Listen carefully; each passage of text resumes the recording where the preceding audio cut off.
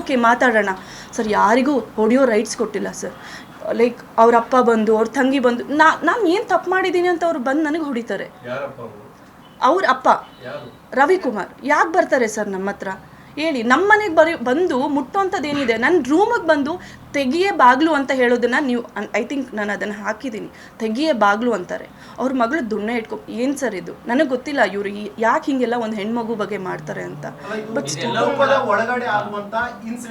Sir ನಾನು ಅದನ್ನೇ ಹೇಳ್ತೀನಿ ಸರ್, 100%.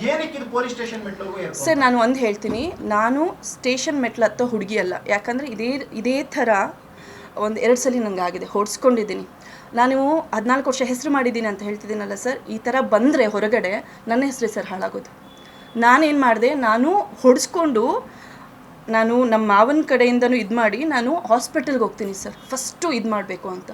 ಸೊ ಆಲ್ರೆಡಿ ನಮ್ಮ ಅಕ್ಕ ಎಲ್ಲ ನನ್ನ ನೋಡಿದ್ದಾರೆ ಸರ್. ನನ್ನ ಸ್ಥಿತಿ 100% ತುಂಬ ಬ್ಯಾಡ್ ಆಗಿತ್ತು. ನನಗೆ ಗೊತ್ತು ಆ ಸಿಚುವೇಶನ್ ಹೇಗಿತ್ತು ಅಂತ. ಯಾಕಂದರೆ ನಾನು ಆ ಪ್ಲೇಸಲ್ಲಿ ಇದ್ದವಳು ಮಾತ್ರ, ಅನುಭವಿಸಿದವಳಿಗೆ ಮಾತ್ರ ಗೊತ್ತು. ನೀವು ಕೇಳೋರಿಗೆ ಗೊತ್ತಿಲ್ಲ ನನಗೆ. ಆ ಟೈಮಲ್ಲಿ ಅವರು ಹೇಳ್ತಾರೆ ಸರ್, ಮೀಡಿಯಾದಲ್ಲಿ ನಿನ್ನ ಹೆಸರು ಹಾಳು ಮಾಡ್ತೀನಿ. ಇದನ್ನು ನನಗೆ ಫಸ್ಟ್ ಸಲ ಅಲ್ಲ, 3-4 ಸರಿ. ನಾನಂತೂ ಮೀಡಿಯಾಗೆ ಬಂದಿಲ್ಲ ಸರ್, ನಿಜವಾಗ್ಲೂ ಹೇಳ್ತೀನಿ. ನಾನು ಮೀಡಿಯಾಗೆ ಹೇಳೂ ಇಲ್ಲ. ಮೀಡಿಯಾಗೆ ಹೇಳೋಂಗಿದ್ದಿದ್ರೆ 8 ಗಂಟೆ ಅವತ್ತು ನಡೆದಾಗ 100% ಇದೇ ಇಂಡಸ್ಟ್ರಿಯಲ್ಲಿ ವರ್ಕ್ ಮಾಡಿದವರು 1-2 ಕಾಂಟ್ಯಾಕ್ಟ್ ಇದೆ ನನಗೂ. ಫೋನ್ ಮಾಡಿ ನನಗೆ ಈಗಾಗಿದೆ ಅಂದರೆ 100% ಬರ್ತಿದ್ರಿ. ನಾನು ಹೇಳೋ ಹುಡುಗಿ ಅಲ್ಲ. ಆ್ಯಂಡ್ ಹೋಗಿ ನನ್ನ ಬಗ್ಗೆ ಹಿಂಗಾಗಿದೆ ಅಂತ. ಯಾಕಂದರೆ ನನಗೆ ನನ್ನ ಮಾನ ಮರ್ಯಾದೆ ಮುಖ್ಯ, ನಮ್ಮ ಅತ್ತೆ ಮಾವ ಯಾಕಂದರೆ ನಮ್ಮ ಮಾವ ತುಂಬ ಹೆಸರು ಮಾಡಿದಂಥ ವ್ಯಕ್ತಿ. ಅವರ ಹೆಸರನ್ನ ನಾನು ಯಾವುದೇ ರೀತಿ ಹಾಳು ಮಾಡಲ್ಲ. ಸೊ ಇದು ಹೇಗಾಯಿತು ಅಂತ ಗೊತ್ತಿಲ್ಲ ನನಗೆ. 10 ಗಂಟೆಗೆ ನೀವೆಲ್ಲ ಮೀಡಿಯಾದವರು, ನನಗೆ ಗೊತ್ತಿಲ್ಲ ಹೇಗೆಲ್ಲ ನಾನಿದ್ದಿದ್ದು ಹಾಸ್ಪಿಟ್ಲ್ ಹತ್ರ ನಿಮ್ಗೆ ಹೆಂಗೆ ಗೊತ್ತಾಯಿತು ಅಂತ ಬಂದು ನನ್ನ ಸ್ವಲ್ಪ ಜನ ವಿಚಾರಿಸಿದ್ರಿ, ಹೇಗಿದ್ದೀರಾ ಮೇಡಮ್ ಅಂತ. ನನಗೆ ಖುಷಿ ಆಯಿತು. ಬಟ್ ಇದು ಲೈಕ್ ಅವರು ಮಾತಾಡ್ತಿದ್ದಾರೆ. ನನಗೆ ತುಂಬ ಬೇಜಾರಾಯಿತು. ಯಾಕೆ ಹೀಗೆಲ್ಲ ಮಾತಾಡ್ತಾ ಇದ್ದಾರೆ, ಯಾಕೆ ಈ ರೀತಿ ಎಲ್ಲ ಕೇಳ್ತಾ ಇದ್ದಾರೆ ಅಂದಾಗ ಓಕೆ ಆಯಿತು, ಅವ್ರ ವರ್ಷನ ಅವ್ರಿಗೆ. ನಾನು ಆವಾಗ ನನ್ನ ಹಸ್ಬೆಂಡ್ ಇವ್ರನ್ನ ಕಾಂಟ್ಯಾಕ್ಟ್ ಮಾಡಿದ್ರು, ನನ್ನ ಅಕ್ಕ ಎಲ್ಲ ಕಾಂಟ್ಯಾಕ್ಟ್ ಮಾಡೋದು. 220 BP ಆಗಿಬಿಟ್ಟು ICU ಇದ್ದರು. ಆ ಸಿಚುವೇಶನ್ ರಾಂಗ್ ಇತ್ತು ಸರ್. ನಂಗೆ ತುಂಬ ಬೇಜಾರು. ನನಗೆ ಅದ್ರ ಬಗ್ಗೆ ಹೇಳ್ಕೊಳಕ್ಕೆ ಇಷ್ಟ ಇಲ್ಲ ಸರ್. ಸರ್ 14 ವರ್ಷದ ಸರ್ ನಾನು ಒಂದು ಹೇಳ್ತೀನಿ, 14 ಅಲ್ಲ ಸರ್, 2 ಮುಖ್ಯ. 14 ವರ್ಷ ಕಾಪಾಡ್ಕೊಂಡು ಬಂದಿದ್ದು ಒಂದು ಬ್ಲ್ಯಾಕ್ ಮಾರ್ಕ್ ಸರ್. ಜಸ್ಟ್ ನೋಡಿ ಬೇಕಾದ್ರೆ ನೀವು ಯೂಟ್ಯೂಬಲ್ಲಿ ಎಲ್ಲೇ ಬೇಕಾದ್ರೂ ನೋಡಿ, ಒಂದು ಬ್ಲ್ಯಾಕ್ ಮಾರ್ಕ್ ಇಲ್ಲ ಸರ್ ನನ್ನ ಹೆಸರಲ್ಲಿ. ಸರ್ ಇದು ಪರ್ಸ್ನಲ್ ಟಾರ್ಗೆಟ್ ನನಗೆ ಗೊತ್ತು. ಯಾಕಂದರೆ ನಮ್ಮ ಮಾವ ತುಂಬ ಒಳ್ಳೆ ಹೆಸರು ಮಾಡಿದಂಥ ವ್ಯಕ್ತಿ. ನೆಕ್ಸ್ಟ್ ಯಾರು ಅಂತ ಕೇಳಿದ್ರೆ ನನ್ನ ಹಸ್ಬೆಂಡ್ ಹೆಸರೇ ಬರುತ್ತೆ.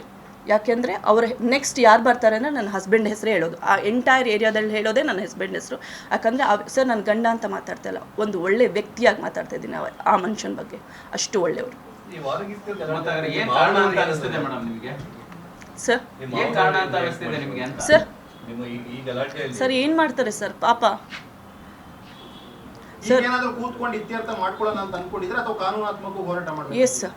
ನಾನು ಹೇಳ್ತೀನಿ, ಈ ಕ್ರೈಮ್ ನಂಬರ್ 63 of 2026 ಅಂದರೆ ಅವ್ರು ಕೊಟ್ಟಿರೋ ಕಂಪ್ಲೇಂಟ್ ಪ್ರಕಾರ ಈಗ ನೀವು ಕೇಳಿದ್ರೆ ಒಂದು ಪ್ರಶ್ನೆ ಕೇಳಿದ್ರೆ, ಯಾಕೆ ನೀವು ಪೊಲೀಸ್ ಸ್ಟೇಷನ್ಗೆ ಹೋಗಿದ್ರಿ, ಯಾಕೆ ಇದೆಲ್ಲ ಪೊಲೀಸ್ ಸ್ಟೇಷನ್ಗೆ ಹೋಗ್ಬೇಕು ಅಂತ. ಒಂದು MLC ರಿಜಿಸ್ಟರ್ ಆಗುತ್ತೆ. ಒಫೆನ್ಸಸ್ ಏನು, ಸೆಕ್ಷನ್ 17 ಮತ್ತು ಸೆಕ್ಷನ್ 109. ಸೆಕ್ಷನ್ 17 ಅಂತ ಹೇಳಿದ್ರೆ outraging the modesty of a woman, ಮತ್ತು ಸೆಕ್ಷನ್ 109 ಅಂತ ಹೇಳಿದ್ರೆ ಅಟೆಂಪ್ಟ್ ಟು ಮರ್ಡರ್. ಇದು ಈ ಸೆಕ್ಷನ್ಸ್ ಇದ್ದಾಗ ಮತ್ತು ಇಂಥ ಘಟನೆ ನಡೆದಿದ್ದಾಗ ನಾನು ಹೇಳ್ತೀನಿ, ನಾನು ಅದ್ರ ಬಗ್ಗೆ ನಾನು ಮಾತಾಡೋಕ್ಕೆ ಹೋಗಲ್ಲ. ಏನಾಗಿದೆ ಏನಾಗಿಲ್ಲ ಅಂತ ಹೇಳಲ್ಲ, ಬಿಕಾಸ್ ಪೆಂಡಿಂಗ್ ಇನ್ವೆಸ್ಟಿಗೇಷನ್ ಇದೆ. ನೋ ಉತ್ಪ್ರೇಕ್ಷೆ, ನೋ ಊಹಾಪೋಹ. ತಾಜಾ ಸುದ್ದಿ ನಿಖರ ಮಾಹಿತಿಗೆ ಬ್ರೌಸ್ ಮಾಡಿ vijayvani.net. QR ಕೋಡ್ ಸ್ಕ್ಯಾನ್ ಮಾಡಿ ಆಪ್ ಡೌನ್ಲೋಡ್ ಮಾಡಿಕೊಳ್ಳಿ.